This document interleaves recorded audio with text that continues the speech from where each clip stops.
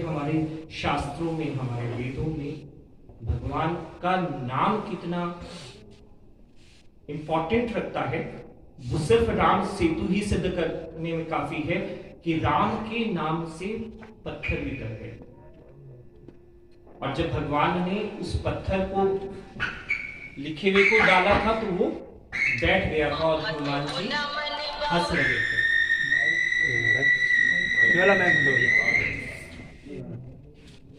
हनुमान जी मुस्कुरा रहे थे तो भगवान को बड़ा वो हुआ कि ये लोग मेरे नाम से पत्थर लिख के डाल रहे हैं, वो तैर रहा है और मैंने जिसको किया और वो दूर गया। हनुमान जी ने कहा कि प्रभु जिसको आपने ही छोड़ दिया वो भवसागर छोड़ो कहाँ से भी तैर नहीं सकता।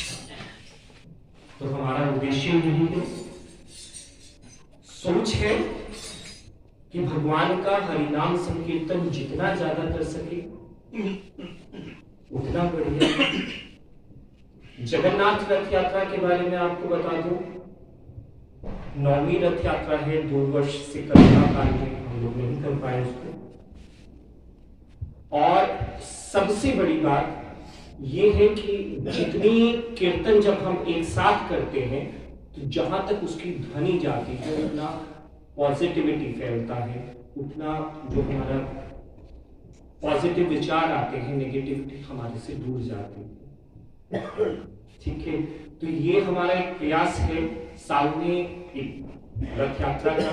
और भगवान, अगर आप सनातन संस्कृति से परिचित हैं तो कोई भगवान मंदिर से बाहर नहीं आते, क्योंकि प्राण प्रतिष्ठा होती है। एक जगन्नाथ जी ऐसे भगवान हैं जो साल में एक बार अपने भक्तों के लिए, उनके हालचाल पूछने के लिए, उन पे अपनी कृपा बरसाने के लिए, छोटे से लेके बड़े जीव तक पूरी 84 लाख जीवों पे अपनी कृपा करने के लिए बाहर आते हैं।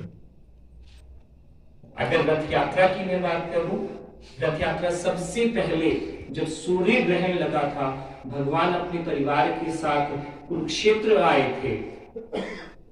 और जब ब्रजवासियों को पता लगा था कि भगवान कुरुक्षेत्र आए हैं तो सब राधा रानी के पास गए थे और उन्होंने रिक्वेस्ट की थी भगवान से कि एक बार अपना जीवन लीला समाप्त करने से पहले आप वृंदावन चलिए।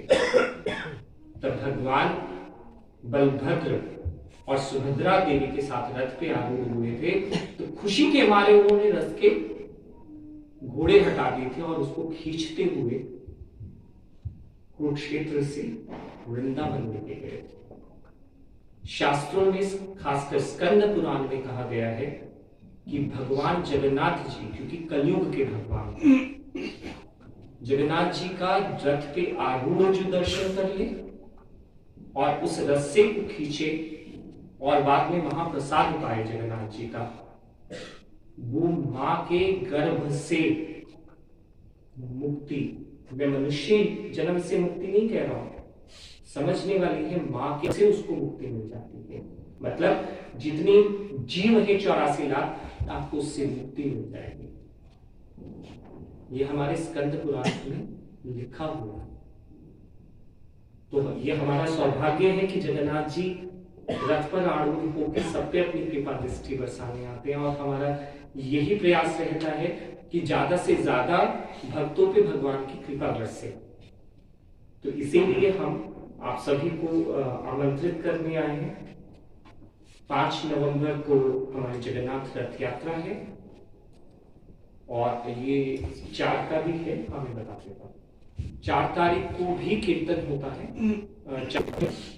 और अगले दिन 5 बजे भगवान को उठाने के साथ ही मंगलाचरण होता है और चाहते हैं जाप चलेगा हरे कृष्ण महामंत्र का, तो आप उसमें भी सम्मिलित हो सकते हैं। बाकी जो हमारे